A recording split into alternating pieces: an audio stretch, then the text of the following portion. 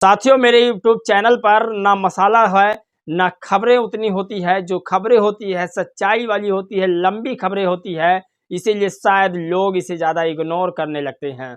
आपको बता दें, आज चुनाव आयोग को लेकर के और ईवीएम को लेकर के लोग सड़कों पर उतर चुके हैं, धरना दे रहे हैं। लाखों लाखों लोग ईवीएम को हटाने की मांग कर रहे हैं। देश का एक बड़ा तबका बहुजन समाज सड़कों पर है कि ईवीएम को हटाया जाए।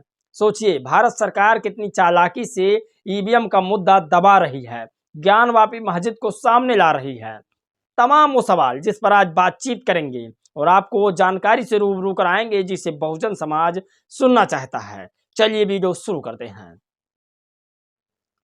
नमस्कार दोस्तों, मैं हूं पराग और आप देख रहे हैं देसी पीएसबी व्लॉग। आज की वो तमाम खबरें जो लगातार वायरल है और उन सभी खबरों को देसी पीएसबी व्लॉग दिखाने की कोशिश करता है। टीवी अखबार पर ये खबर आप नहीं देख पाएंगे क्योंकि ये खबर बहुजन समाज की होती है। वो तमाम खबरें आज सोचिए, जिस ईवीएम को लोग हटाने की बात कर रहे हैं, चुनाव आयोग को नोटिस कर रहे हैं कि सर ईवीएम हटाया जाए, ईवीएम से हमें कोई लाभ नहीं है और ईवीएम रहते हुए मुझे काफ़ी दिक्कत हो रहा है। आप बैलेट पेपर से चुनाव कराइए, लेकिन चुनाव आयोग भी क्या करे, भारत सरकार के अधीन है। आप कल्पना नहीं कर सकते, जिस चुनाव आयोग और जिस ईवीएम की बात लोग सड़कों पर कर रहे हैं, उस पर सरकार ने किस तरह से एक नया षड्यंत्र जारी कर दिया है। पहले राम मंदिर ईवीएम हटाने की बात कही गई, तब अब ईवीएम हटाने की बात की गई तो ज्ञानवापी मस्जिद, किस तरह से मुद्दे को भटकाया जा रहा है आप कल्पना नहीं कर सकते।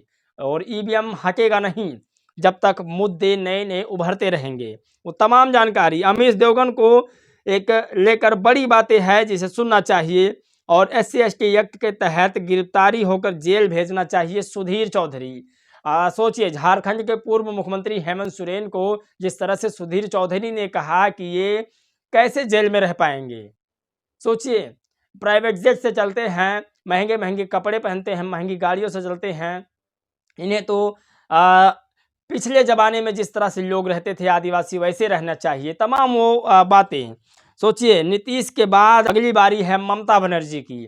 सोचिए, इंडिया गठबंधन को छोड़ने की, वो तमाम जानकारी आपको दूंगा। सोचिए, ये लोग कैसे लोग हैं जो कह रहे हैं बीजेपी जीत रही है और गठबंधन में भी बैठे हुए हैं। वो तमाम खबरें लगातार वायरल है। सोचिए, मोदी सरकार में 121 नेताओं की ईडी से जांच कराई गई है। तमाम वो खबरें, एक एक खबर आपको बताते हैं। शुरू करते हैं वो तमाम खबरें, क्योंकि खबर ज़्यादा है, समय ज़्यादा लग जाएगा और मैं आपका समय नहीं लेना चाहता। एक एक खबर आपको बताने की कोशिश करना चाहता हूँ। सोचिए, कौशल मेश्राम ने ट्वीट करके लिखा कि ईवीएम पर लोगों को गुमराह करने के लिए अब RSS बीजेपी की नई चाल है। ज्ञानवापी मस्जिद मंदिर का मामला खड़ा किया है। हिंदू मुस्लिम फसाद हो सकते हैं।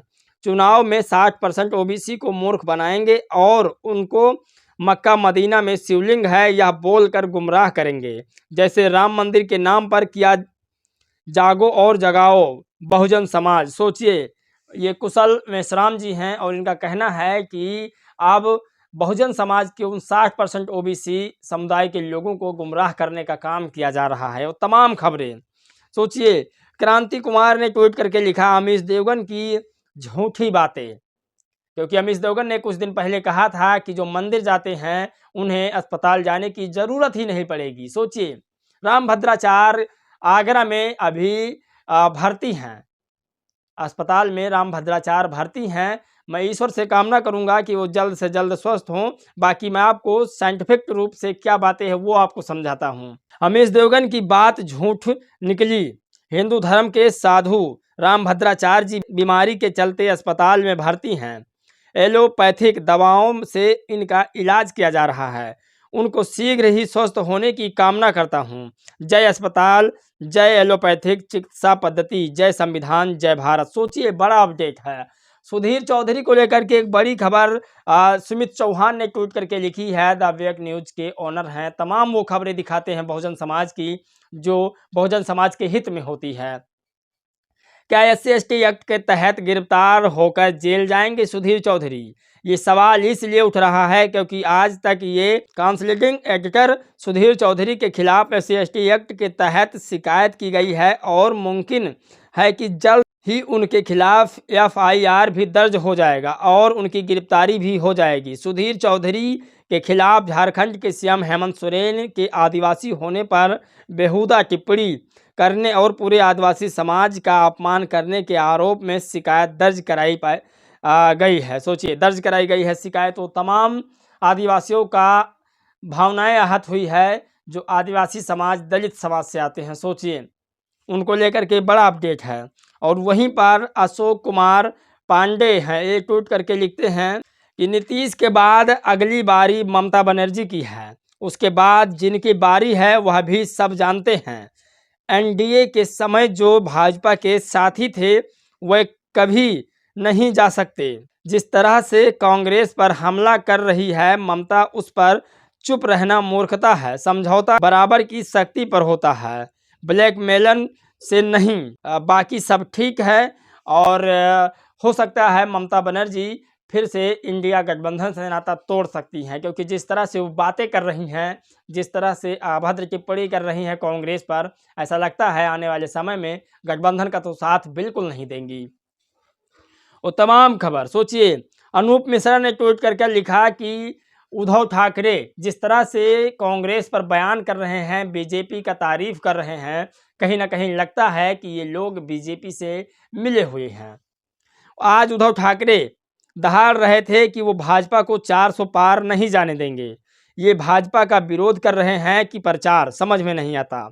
नीतीश चले गए, ममता कह रही हैं कांग्रेस इस बार 40 सीट नहीं पाएगी। अखिलेश बता रहे हैं कि भाजपा तमाम सीटों पर 60% वोट पा रही है और खड़गे कह रहे हैं कि 400 सीटें लाएगी।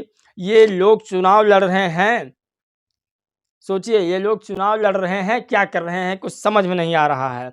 वहीं पर आपको एक बड़ा अपडेट बताएंगे लास्ट की वो तमाम खबरों के साथ। एक बड़ी खबर, मोदी सरकार में 121 नेताओं के खिलाफ ED की जांच हुई है, जिनमें 115 नेता विपक्ष के हैं। ED की 95% कार्रवाई विपक्ष पर हुई है। यह आंकड़े 2014 से 2022 तक यानी कि 8 साल में है।